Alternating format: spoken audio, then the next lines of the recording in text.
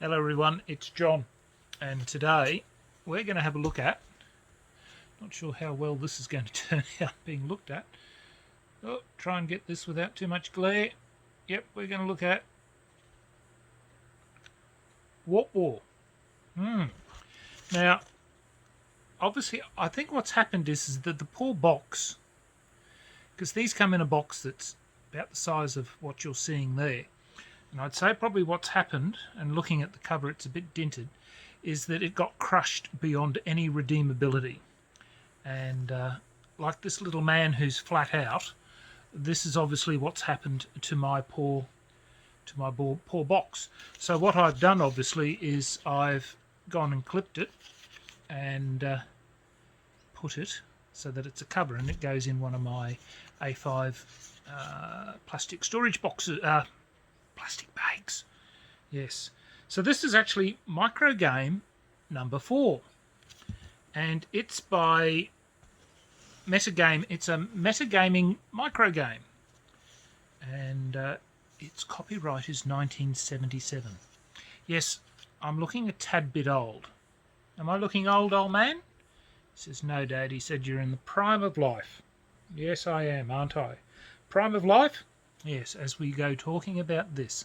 So I'm now going to change the view so that you don't have to look at me reclining in my resplendent finery, or watching a dog doing something that he really shouldn't be doing on camera. So here we go. We'll change over. Here we are.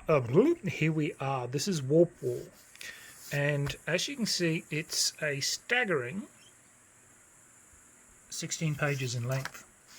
And it is a very simple game. As you can see there, the quality, they were the counters that came with the game. So they're fairly standard for the time.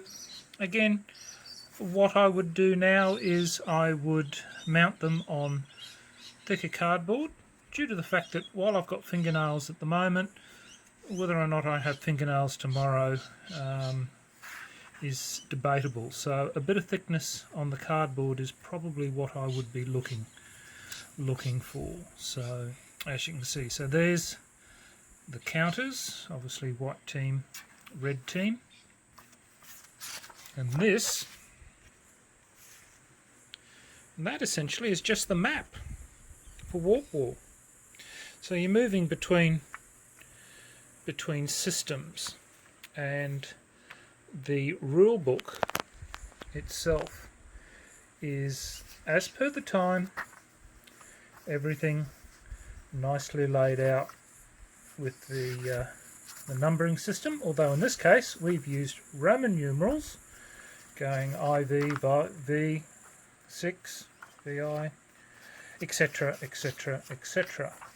So you have system ships which need to be carried between the points, and they can only be carried by, I believe, warships? Yeah, warships. So warships are the ships that can travel between star hexes, and a warship is identified by the letter W, and system ships are ships that cannot travel between star hexes unless carried by warships. So it's an interesting game in being able to move your ships between locations. And so you have a fairly, I think you get to build your own ships. So you've actually got ship attributes, and you've got power drives, you've got warp generators and beams and screens, and so you decide how many points you're going to spend. A player may build new ships and repair them and resupply. So you have a point system, and it's in itself a fairly simple game. So movement, yeah, it's all in here. As I said, as you can see, I haven't punched the counters out, so I've not actually played it, but I'm showing hopefully enough. I did look at this at some stage with a fair bit of interest, with wanting to give it a play. Combat was working on, in this case, it was drive differences with attacking, dodging and retreating. So the firing ship's tactics.